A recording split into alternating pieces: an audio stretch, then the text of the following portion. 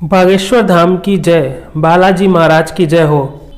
इस वीडियो में मैं बागेश्वर धाम यात्रा की आपको संपूर्ण जानकारी देने वाला हूँ कि आप बागेश्वर धाम कैसे जाएंगे, वहाँ पर रुकने की क्या अरेंजमेंट्स है, बागेश्वर धाम सरकार के दर्शन कैसे मिलेंगे, वहाँ पर आप अर्जी कैसे लगा सकते हैं और वहाँ पर आपका कुल खर्चा कितना होने वाला है। इसके अलावा वहाँ पर आपको खाने पीने की कैसी क्या व्यवस्था है, निःशुल्क कैसी व्यवस्था है, तो वो सारी बातें आपको इस वीडियो में पता चल जाएंगी। तो ये वीडियो आप अंत तक जरूर देखिएगा ताकि आपको सारी जानकारी मिल जाए और वहाँ पर आपको कोई भी असुविधा ना हो। तो आइए वीडियो शुरू करते हैं। तो बागेश्वर धाम का पूरा पता जान लेते हैं। बागेश्वर धाम मध्य प्रदेश के छतरपुर जिले के गड़ा गांव में आता है। बागेश्वर धाम जाने के 3 साधन हैं। आप वहाँ पर ट्रेन से जा सकते हैं, बस से जा सकते हैं, इसके अलावा वहाँ पर आप फ्लाइट से भी जा सकते हैं।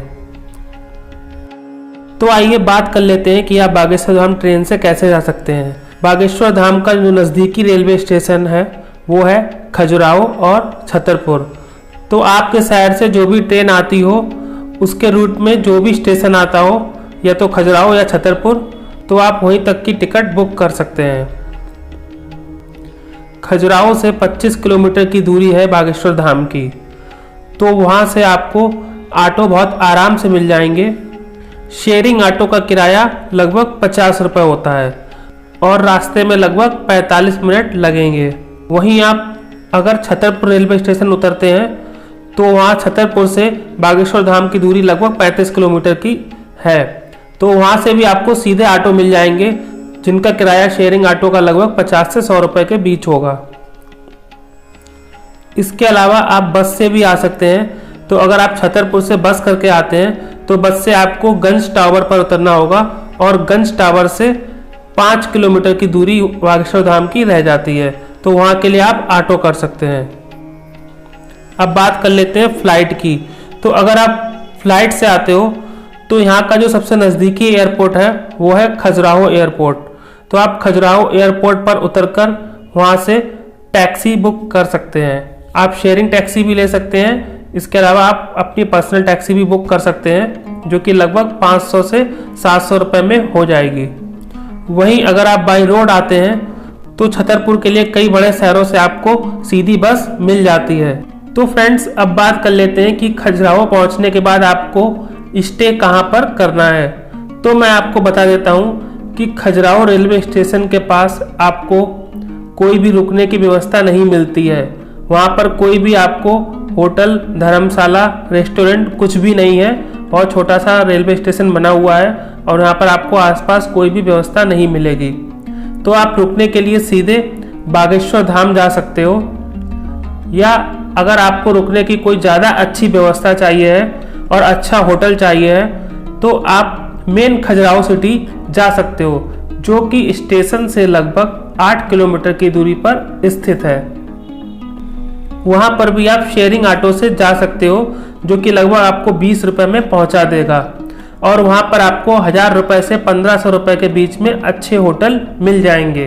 वहीं अगर हम बात कर लेते हैं कि अगर आप सस्ते में रुकना चाहते हैं तो आप बागेश्वर धाम जाइए और वहाँ पर आपको हर तरह के रुकने की व्यवस्था मिल जाएगी। वहाँ पर आप फ्री में भी रुक सकते हैं, यानी कि निःशुल्क व्यवस्था है रुकने की और खाने की। इसके अलावा वहाँ पर आप 100 रुपये में, 200 रुपये में, 250 रुपये में, वह 500 रुपये में भी रुक सकते हैं। तो जैसा और जितना आप एडजस्ट कर सकते हो वैसी व्यवस्था वहाँ पर आपको मिल सकती है। मैं आपको बता देता हूँ, अगर आप निःशुल्क रुकना चाहते हैं तो आपको वहाँ पर कई सारी जगह निःशुल्क रुकने की व्यवस्था है, लेकिन वहाँ पर आपको कोई भी वॉशरूम की व्यवस्था नहीं मिलेगी, ना ही वहाँ पर लाइट होगा, ना ही बाथरूम की व्यवस्था आपको मिलेगी। इसके अलावा वहाँ पर कई सारे ढाबे व होटल हैं जो आपको एक हॉल के अंदर कई सारे गद्दे पड़े हुए होते हैं। वो गद्दों का चार्ज होता है 100 रुपये पर पर्सन। तो आप 100 रुपये देकर वहाँ पर आप रुक सकते हो और वहाँ की लैट्रिन बाथरूम सार्वजनिक होता है। इसके अलावा कुछ लोग गद्दे का चार्ज 50 रुपये लेते हैं और कुछ लोग 50 रुपये चादर व कंबल का चार्ज ले लेते हैं। तो इस तरीके से भी वहाँ पर रुकने की व्यवस्था है। इसके अलावा वहाँ पर कई सारे होम स्टे बने हुए हैं, तो वहाँ पर आप होम स्टे में भी रुक सकते हो। क्योंकि मैं आपको बता देना चाहता हूँ कि बागेश्वर धाम में जितनी भीड़ अब आने लगी है उस हिसाब से वहाँ पर कोई भी रुकने की अच्छी व्यवस्था नहीं है, कोई भी होटल्स वगैरह नहीं है। तो लोगों ने अपने घर जो उनके बने हुए हैं गांव वालों के, उन्हीं लोगों ने अपनी अरेंजमेंट की है लोगों को रुकवाने के लिए। तो जिसके पास जितने कमरे हैं उसी हिसाब से उन लोगों ने कमरों में ही गद्दे वगैरह डाल दिए हैं। तो आप वहाँ पर गद्दों का चार्ज देके आप रुक सकते हो। एक ही कमरे में कई सारे लोग रुके हुए होते हैं।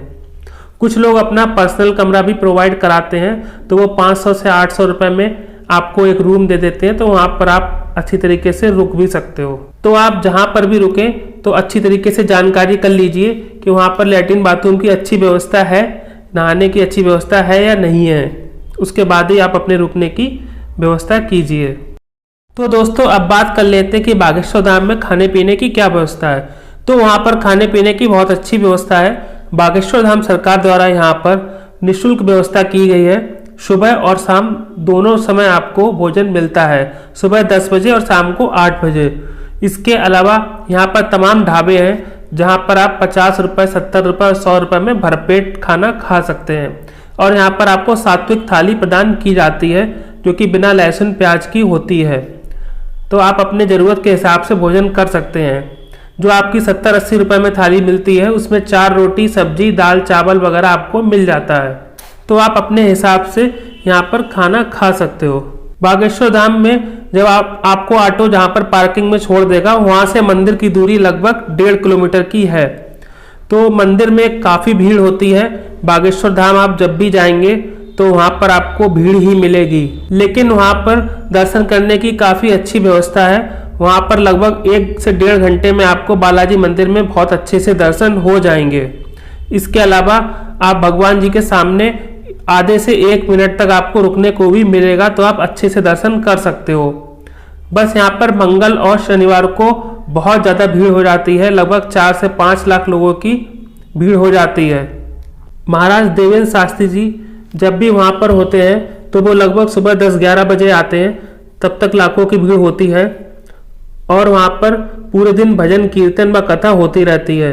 तो आपको वहाँ पर बस ये देख कर जाना है कि वहाँ पर महाराज देवेंद्र शास्त्री जी कब मिलते हैं, क्योंकि उनका बाहर का भी कोई ना कोई प्रोग्राम बना हुआ रहता है। तो बात कर लेते हैं कि वहाँ पर अर्जी लगाने का क्या तरीका है।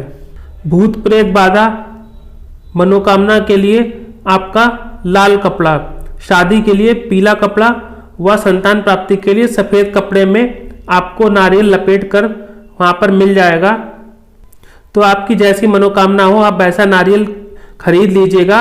और उसके बाद 21 परिक्रमा आपको करनी है। परिक्रमा मार्ग वहाँ पर बना हुआ है, तो 21 परिक्रमा करने के बाद वहाँ पर आपको नारियल बांध देना है और आपको मन में वो मनोकामना बोल देनी है। तो ये हुआ अर्जी लगाने का तरीका। यहाँ पर आने से कई दिन पहले ही आपको लहसुन और प्याज बिल्कुल छोड़ देना है, और जब तक मनोकामना पूरी नहीं हो जाती तब तक आपको ये सब नहीं खाना है। कहा जाता है कि जब आप अर्जी लगा देते हैं तो 2 से 3 दिन तक आपको या आपके परिवार में किसी को भी सपने में बंदर दिखाई देंगे। इसका मतलब है कि आपकी अर्जी स्वीकार कर ली गई है।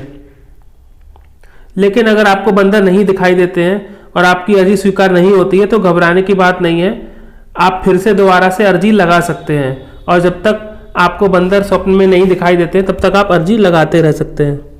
यहीं पर प्रेतराज जी का पेड़ है, ऐसा माना जाता है, जिसके ऊपर भूत व बाधा होगी तो यहाँ पर उसको छूने से वो झूमने लगते हैं। प्रेत बाधा यहाँ पर छूने से ही ठीक हो जाती है। इसके अलावा महाराज देवेंद्र शास्त्री जी का जो पांडाल होता है, अगर आप उसमें पर्ची और अर्जी लगवाना चाहते हैं तो यहाँ पर महीने 2 महीने में टोकन की व्यवस्था की गई है। तो आप टोकन लेकर अपनी अर्जी लगवा सकते हैं। जो आपका नई टोकन की पर्ची की जानकारी के लिए 2 मोबाइल नंबर दिए हुए हैं, आप इन मोबाइल नंबरों पर कांटेक्ट करके अर्जी लगवा सकते हैं। इसके बाद ही आप महाराज देवेंद्र शास्त्री जी से मिल भी सकते हैं। तो दोस्तों अगर आप धीरेन्द्र शास्त्री जी से मिलना चाहते हैं तो आपको क्या करना पड़ेगा, आपको टोकन नंबर लेना पड़ेगा। उसके लिए आपको क्या करना होगा, आपको एक पर्चे में अपना नाम और पूरा पता, उसके अलावा मोबाइल नंबर लिखना होगा। और 2 महीने में एक दिन निर्धारित किया जाता है जब सारे लोग पर्चे वहाँ पर जमा कर देते हैं। तो जो मोबाइल नंबर आपको स्क्रीन पर दिखाई दे रहा है, उन नंबर्स पर कांटेक्ट करके आप बात कर सकते हो कि किस दिन हम लोग टोकन ले सकते हैं और अपना पर्चा वहाँ पर जमा कर सकते हैं। तो उस दिन आप जाइए और वहाँ पर अपना पर्चा जमा कीजिएगा जाके। तो एक दिन निर्धारित करके उन सारे पर्चों को इकट्ठा किया जाता है, एक जगह पर रखा जाता है, उसमें से कुछ पर्चियाँ छांटी जाती हैं और अगर आपका नंबर उस पर्ची में आ जाता है तो आपको बता दिया जाएगा, आपको फ़ोन कर दिया जाएगा आपके मोबाइल नंबर पर कि आपका नंबर लग गया है। और साथ ही साथ आपको ये भी बताया जाएगा कि इस तारीख को आपको यहाँ पर आना होगा और फिर उस दिन आप जाकर वहाँ पर महाराज धीरेन्द्र शास्त्री जी से मिल सकते हैं और अपनी सारी समस्या वहाँ पर बता सकते हैं। तो जब आप महाराज जी से मिलेंगे जाकर वहाँ पर और अपनी सारी समस्या बताएंगे तो महाराज जी आपको आपकी समस्या के हिसाब से बताएंगे कि आपको वहाँ पर दर्शन करने के लिए 2 मंगल आना है या 3 मंगल आना है या जितने भी मंगल वहाँ आपको बालाजी भगवान के दर्शन करने के लिए वहाँ पर आना है। तो इसी को हम लोग बोलते हैं पेशी करना। तो इस तरह से आप अपना टोकन नंबर ले सकते हैं, अर्जी लगा सकते हैं और इसी के साथ साथ वहाँ पर महाराज जी के बताए अनुसार पेशी भी कर सकते हैं। बागेश्वर धाम में किसी भी टोकन वगैरह का कोई भी शुल्क नहीं लिया जाता है। अगर आपसे कोई शुल्क ले लेता है, अगर आपसे कोई बोलता है कि वो आपको धीरेन्द्र शास्त्री जी से मिलवा देगा, उसके लिए कुछ रुपए लेगा या रुपए मांगता है, तो समझ लीजिए वो पूरी तरीके से फ्रॉड है। वहाँ पर ऐसा कोई भी शुल्क नहीं लिया जाता है। तो उम्मीद है इस वीडियो में आपको पूरी जानकारी मिल गई होगी कि किस तरह से आप वहाँ पर आ सकते हैं, अपनी अर्जी लगा सकते हैं, अपना टोकन नंबर कैसे प्राप्त कर सकते हैं, महाराज जी से कैसे मुलाकात कर सकते हैं, अपनी सारी समस्याओं का निवारण कैसे कर सकते हैं। इसके अलावा वहाँ पर रहने और खाने की क्या व्यवस्था है, तो उसी के अनुसार आप अपना प्रोग्राम तय कर सकते हैं। ये थी बागेश्वर धाम यात्रा की पूरी जानकारी और अर्जी लगाने का तरीका। तो आप बागेश्वर धाम एक दिन में आसानी से होकर वापस जा सकते हैं। यहाँ पर रुकने की कोई अच्छी व्यवस्था नहीं है। अगर आप एडजस्ट कर सकते हैं तो यहाँ पर आप रुक सकते हैं या फिर सिटी में होटल लेकर रुक सकते हैं। तो आप यहाँ पर आइएगा, अच्छे से दर्शन कीजिए, अर्जी लगाइए, महाराज जी हो तो उनके दर्शन कीजिए, आपकी सारी मनोकामना पूरी होंगी। इसी के साथ मिलते हैं फिर नए वीडियो में। तब तक के लिए नमस्कार। जय बागेश्वर धाम महाराज की, जय बालाजी महाराज।